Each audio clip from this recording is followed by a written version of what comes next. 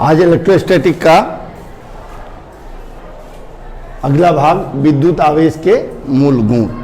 हम लोगों ने आवेश के बारे में अध्ययन किया। इसके पहले एक इलेक्ट्रॉन पर आवेश की मात्रा को ज्ञात किया, उस पर कुछ न्यूमेरिकल्स हम लोगों ने छोटे बनाए।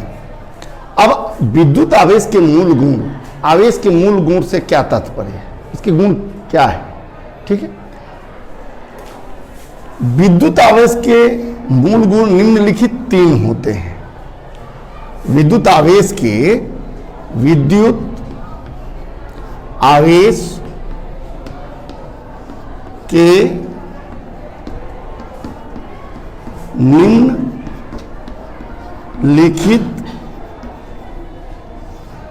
3 गुण होते हैं, बेसिक, इसी को होते हैं। इसी के पार्ट वाइज पार्ट करके लोग 10, 5, 7 जो भी लिख दें, लेकिन बेसिक यहां लिखा गया है। मूल गुण, मूल गुण मुख्यतः 3 होते हैं। नंबर 1, आवेशों की योज्यता, आवेशों की योज्यता, एडिटिविटी ऑफ चार्ज। दूसरा, आवेशों का क्वांटमीकरण, क्वांटमीकरण,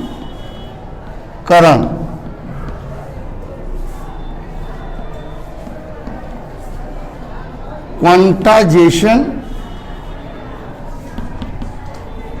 ऑफ चार्ज। और नंबर 3, यहां 1 मिनट,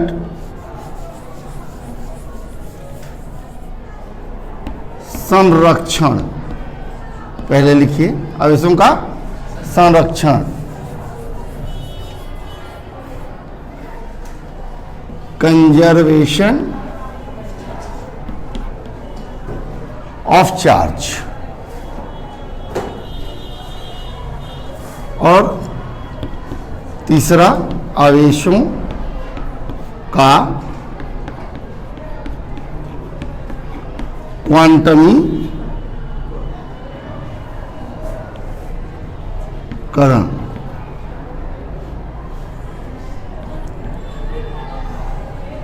क्वांटाइजेशन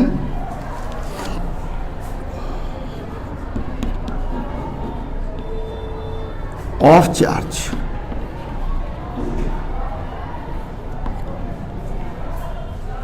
इसे लिखेंगे।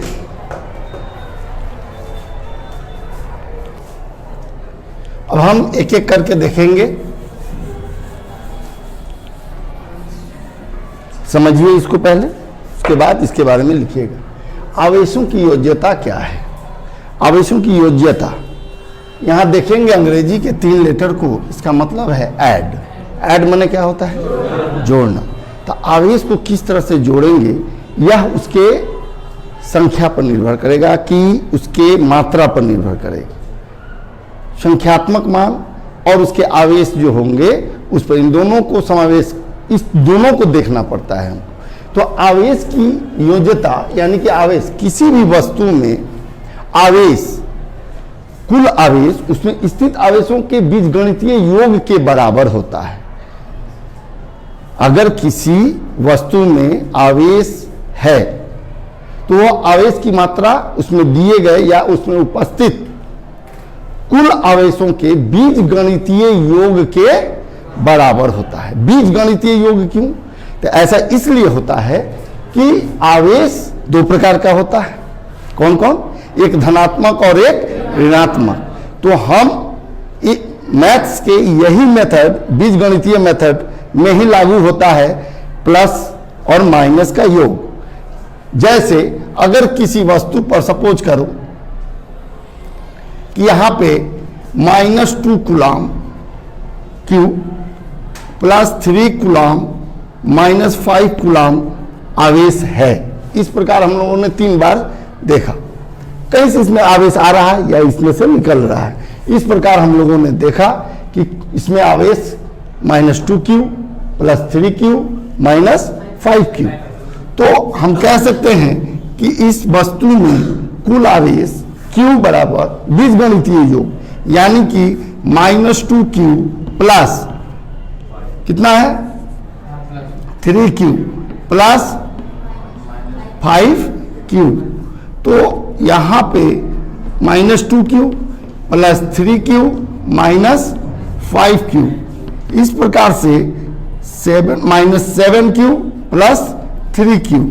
अब हमारे पास आंसर आ गया -4q। इससे यह स्पष्ट हो जाता है कि वस्तु वास्तविक रूप से किस प्रकृति का इस पर चार्ज है। ठीक है, तो आंसर यहां नेचर क्या आया है माइनस, इस पर कुल -4 कूलाम का चार्ज है। यहां बीजगणितीय रूल को अप्लाई किया गया है। ठीक है, इस प्रकार हम लोग आवेश की योज्यता को निम्न प्रकार से भी व्यक्त करेंगे जो आगे आपको लिखाया जाएगा। आवेश की संरक्षण, सुनिए, आवेशों की संरक्षण आवेशों का संरक्षण। यहां ध्यान रखने वाली बात है कि आवेश की संरक्षण से क्या तात्पर्य है, आवेश की संरक्षण क्या होता है।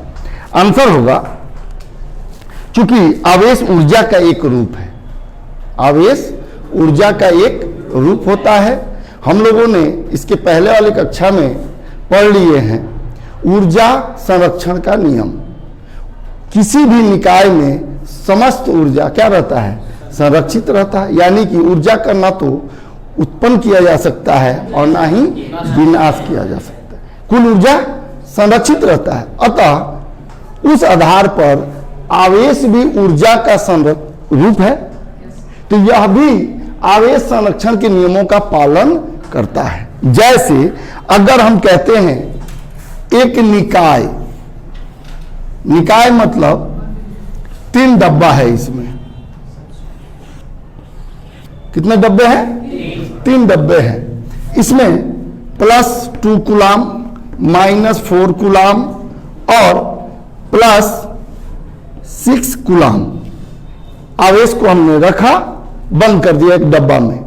ये तीनों अलग अलग हैं और इस डब्बा में हमने बंद करके और इसको हमने हिला दिया, हिलाया, ऐसे हिलाया तो तीनों आपस में क्या हुए, टकराए। हो सकता है किसी में कम हो जाए, किसी में अधिक हो जाए, ट्रांसफर तो होगा ना बाय कांटेक्ट। अब हम इसे देखेंगे तो हमने पाया कि ये तीनों इस प्रकार हैं। इस पे 1 कूलाम, इस पे 2 कूलाम, तो इस पे कितना, हमारे पास कुल आवेश कितनी है, नहीं। यहां देखिए कैसे निकालने का तरीका। सपोज कर लो कि इसमें x कूलाम आवेश है। आगे जितना इसमें होना चाहिए कुल मिलाकर इसमें भी उतना ही होनी चाहिए।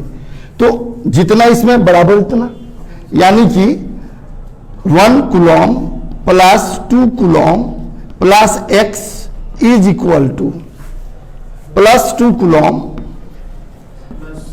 -4 कूलॉम और +6 कूलॉम। ठीक है, यहां कितना हो जाएगा, 1 और 2 3 कूलॉम प्लस, यहां देखिए 6 2 8 में से 4 गया माइनस, हाँ +4 कूलॉम है ना। तो यहां x का मान कितना आएगा, -3 कूलॉम बराबर प्लस की माइनस, प्लस, इसमें कितना है +1 Q चार्ज इसमें है। ठीक है, अब देखा जाए ये सब प्लस में हो गए, यानी कि 2 1 3 1 4। यहां देखिए 6 और 2 8 में से -4 गया 4, यानी कि कुल ऊर्जा अभी भी, कुल आवेश अभी भी उतना ही है, क्योंकि सिस्टम हम चेंज नहीं किए हैं, केवल क्या किए हैं, केवल हिला दिए थे। ठीक है, अभी भी उस निकाय की कुल ऊर्जा संरक्षित है। एक और आगे रेडियो एक्टिविटी जब पढ़िएगा, रेडियो सक्रियता, तो उसमें मिलता है यूरेनियम। मानकर चलिए यूरेनियम 238 और यहां 92, इसमें से अगर एक अल्फा पार्टिकल को अगर निकाल देते हैं, एक अल्फा पार्टिकल का मतलब होता है एक हीलियम पार्टिकल का निकलना, तो यहां पे नया एक तत्व क्रिएट हो जाएगा, उत्पन्न होगा नया, जिसका नाभिक चेंज हो जाएगा। और यह नाभिक, चूंकि यहां अल्फा कण निकाल रहे हैं, तो अल्फा पार्टिकल्स हीलियम पार्टिकल्स होता है, इसका होता है 4 और इसका होता है 2। तो इस प्रकार अगर इसमें से, इसके द्रव्यमान संख्या में से 4 की कमी होगी, कितनी होगी बुआ? 234, और इसके परमाणु संख्या में 2 की कमी होगी, 90। अभी भी जोड़ेंगे तो कितना होगा? 90 2 92, और ऊपर भी जोड़ रहे हैं। इससे हमको नहीं बहस है, हमको बहस किससे है? इससे है। तो ये आगे रेडियो एक्टिविटी में देखना है तत्काल, ये एग्जाम्पल को आप देखिएगा। ठीक है, ओके, नोट की।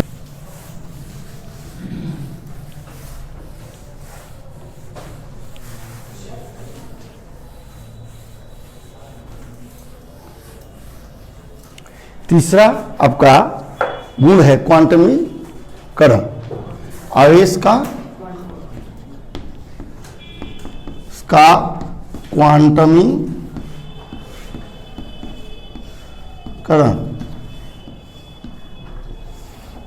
अगर हम ऐसे कहें इसको, क्वांटा का मतलब होता है, यह क्वांटम फिजिक्स से लिया गया है, क्वांटम के नाम पर एनर्जी, छोटे छोटे एनर्जी के पैकेट, छोटे छोटे एनर्जी के एक एक पीस, समझ लीजिए छोटा छोटे एक एक पीस।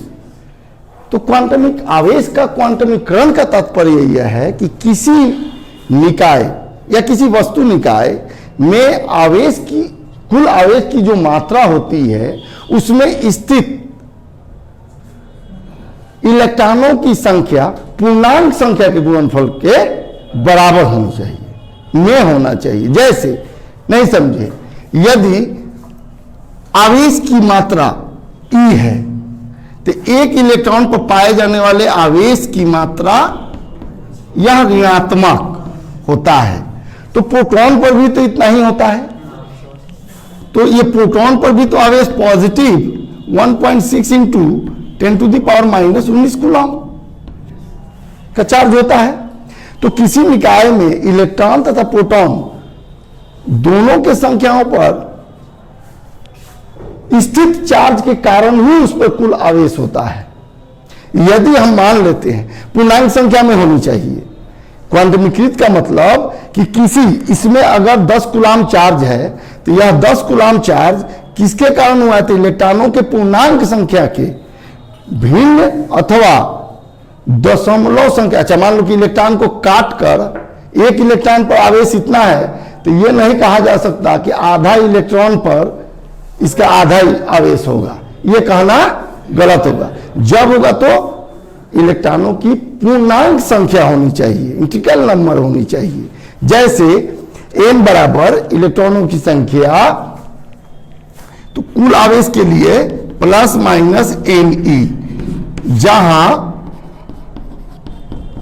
n एक पूर्णांक संख्या है, तो हम कह सकते हैं कि n बराबर 1 2 3 dot dot dot dot dot, जब होगा तो पूर्णांक संख्या में होनी चाहिए। ऐसा नहीं होना चाहिए कि n का मान 1.3 रखेंगे इलेक्ट्रॉनों की संख्या, यह कहना गलत होगा। या n बराबर 1/5 इलेक्ट्रॉन, यह कहना गलत होगा। जब होगा तो इसमें होगा। यदि इलेक्ट्रॉन और प्रोटॉन की संख्या पर बात कर ले, तो हम ऐसे कह सकते हैं कि यदि किसी वस्तु में या निकाय में इलेक्ट्रॉन की संख्या